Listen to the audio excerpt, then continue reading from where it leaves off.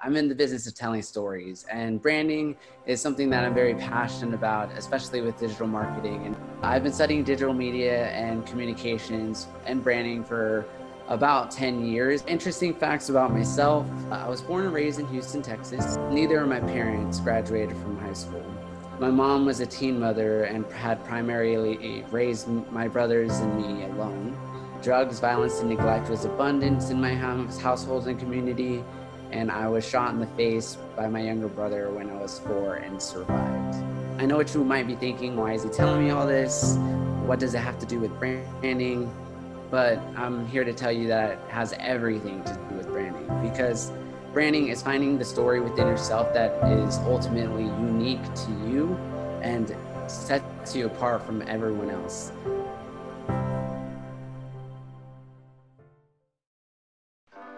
From brand to business, how to build a brand primed for marketing. What's the difference between good and great branding? Resonance and relevance. To go in further detail, the two R's of effective branding. So resonant and relevance are two sides of the same coin we call emotion. And emotion is what drives branding. It's how we manage our the emotions of the prospect that determine how we bond with them. Good marketers know how to provoke an emotional response. Great marketers know how to establish an emotional connection. I'm going to also teach you guys about the fundamental rules of selling. Number one, people like to buy things, but hate being sold to. So people love to spend money, but they don't like it when people want to force them to spend money. 2, people buy things for emotional reasons and rarely logical ones. How many times have you purchased something out of impulse? People want to feel good about what they buy. So when they buy something from you, you better be sure they're gonna be satisfied with their purchase. What's the easiest way to shorten your sales cycle? It's effective branding. Effective branding is how you shorten your sales cycle, because effective branding allows the customers to know what to expect. The thing about an iPhone is that every single time someone buys an iPhone, they know what to expect when they buy it. They know what they're expecting. Even if it's the next iPhone, they know it's going to be somewhat the same, but they know that it's going to be improved upon or different, or it's going to have new features that are going to excite. And they're already loyalists to the brand because they know what to expect. If it's an effective brand, it's going to shorten the sales cycle. It's going to be a no-brainer. You're not going to have to make them feel like they're being sold to. They're going to feel good about what they're buying because they've already felt good about what they're buying, or the messaging or the communication or the message that you're projecting is going to resonate with them and bond with them so much that they're going to ultimately feel like this is the most logical decision that they can make. So it ties into all three of those rules, and it touches on those two R's, which are relevance and resonance. How can you relate to them, and how can you resonate with them? So the importance of branding. The brand's ability to sell is deeply affected by how you make your prospects feel about your product or service. How you brand your product has a profound effect on how prospects perceive and feel about your brand. So what drives a prospect's perception of a brand? A belief system, a value and belief system. And that is attached to what? A story. So belief dynamics is what it's called. Belief dynamics is how to basically advertise by creating or instilling beliefs in your prospects. And this ties back into resonance, because ultimately a good brand will resonate with the buyer because their values or their beliefs are aligned with the prospect. So remember, belief causes behavior. Lead with your values and use that to advertise your business or your brand. So Matt Zilli he's a well-known marketer. He said, You'll be most successful if you demonstrate to customers that you share their values. So sharing values with your customer is going to ultimately bring more clients to you. The IT dynamics, product and brand insights. So the IT dynamics are the things that are about your product that are going to be attractive and ultimately solve the solution. The things that really define the it dynamic are your vision statement, your mission statement, your brand values, and finally, your brand promise. The vision statement is communicated at a macro level. So think of this as the big picture, the big idea. A mission statement is communicated at the micro level. The mission statement is the how.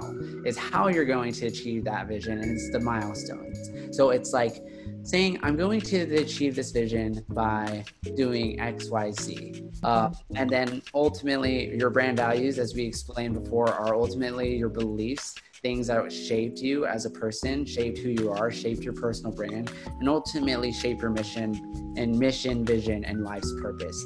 And then we'll get into the brand promise a little bit later. And you'll see exactly how all of these are going to coexist and work together in order to effectively create a solid brand. Persona, the person you're trying to help.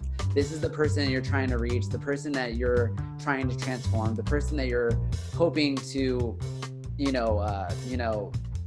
make loyalists to your brand. So you want to ultimately understand when aligning your brand and your values and aligning your brand with your business. It's understanding your persona's challenges, their goals, their plans for achieving their goals, and the consequences and implications of taking action. This goes back to the third fundamental rule of selling, which is that they want to feel good about what they purchased. And let's talk about the them dynamics. And these are the meta perceptions of your business. Now, this comes with brand personality traits. What are we and what are we not? So this goes into brand positioning. This is the formula here, and it's very formulaic, and it's kind of weird putting it this way because you wouldn't think something qualitative like branding could have something so formulaic or so logical in a scientific sense. And it starts with the people you're helping, your people, which is you, ultimately your clients within a certain marketplace, your partners are leveraging your organization or any of your anything that you're connected to, understanding the challenges your client is trying to solve and what they need to grow from, and then ultimately how your people, your culture, and your passion and your values ultimately help them define their career path and solve their complex challenges. We believing that by being connected, we push the boundaries of what's possible for the growth of our clients' businesses and our people. Brand pillars and values, now that we're here, are the elements of your brand that support your brand's promise and communicate to your prospects why they should care and be loyal to your brand. They should ultimately reflect the value. They should ultimately reflect the values of your ideal buyer. Why is that? I said this earlier. You are what you attract. Focus on the people that are actually willing to listen to you, the people that actually connect to you and actually hold the same values that your brand does. Honesty, duty, diligence, compassion, hope. These are values that my company hold true to. And these are the pillars that support my brand. So everything that we do follows in line with all of these virtues. Think of it this way. Brand, so your persona profile, audience profile, your persona profile, plus your brand vision, plus your core beliefs, plus your brand mission equals your brand promise, like this. I'm going to show you how we did it and how we constructed ours. LWP's vision statement is to make digital marketing more accessible to emerging brands and small businesses while elevating the industry standards of digital marketing and restoring faith in the industry as a whole. Our mission to provide promotional, production, and publishing services of premier quality that solidifies and positions brands with authority and influence within their market through impeccable storytelling, right? That is the vision, is ultimately where we want to get to. Mission is the how. Add in the values, the audience profile, and everything else that we just discussed. And following that same exact formula we just went through, LWP believes that by providing emerging brands and small businesses with accessible and affordable quality production, publishing, and promotional services, we will elevate the industry standards of digital marketing, foster hope, and restore faith in the industry as impeccable storytellers and rising thought leaders. This is how you create lifetime buyers. Brand personality, as I discussed before about personality traits, it's the brand personality sets the look, the tone, the feel of communications, and the assets of content. The feel of all your communication assets and content. So making sure that your brand personality doesn't clash with your values is important in making sure that it falls in line with the brand purpose, the brand mission. You want to be able to deliver on that promise, and you're going to do that with consistent branding. So what does brand personality ultimately provide? It's brand consistency. Be able to follow through. There's a list on the left side that says what it is and what it is not. You will list these out. They tend to be adjectives. These are things that describe your brand. And what we do to help you really think critically about your brand, and what we encourage you to do within the document that I gave you, is to write a short description that falls in line with your brand. Description like with idealistic, delivering work that goes beyond expectations of the industry, and always aiming to achieve the highest standards possible. Another thing that we started just recently and like to do is to create a quote that illustrates that same idea. So good digital marketing is about doing the right thing, not what's easy. Selflessness is the same way. It's like we create work that fits the needs of our clients without compromising our creative abilities. We're experts in our industry, and we guide our clients through all aspects of our services, duty above all else.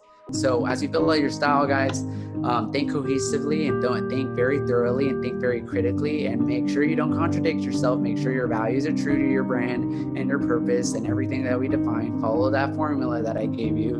And when you start to define these things about your brand personality, the content and the creative is going to create itself. Your brand's going to build itself ultimately, because you've already established the foundation to build it on. Once you establish the foundation to build it on, everything else just comes to you. It builds itself. So yeah, and the things that you're not are the things that you don't want your ideal buyer to be. So taglines, these are all going to be derived from those quotes that you're going to bring out of your brand personality. Brand builds itself once you think through everything that's on the style guide and think through what's your brand personality, what's your target audience, what's your persona profiles, what are the belief dynamics, the whole 9 yards, what's your brand promise. The content will feed in, and ultimately you'll have a plethora of assets to use to communicate your personal brand to those that you want to help. So that is it for this presentation. This is everything that I've got on brand positioning so far. I've given you a lot of my trade secrets in terms of how to position your brand. If you'd like to contact me, my contact information is here. You can take it down. Thank you for having me.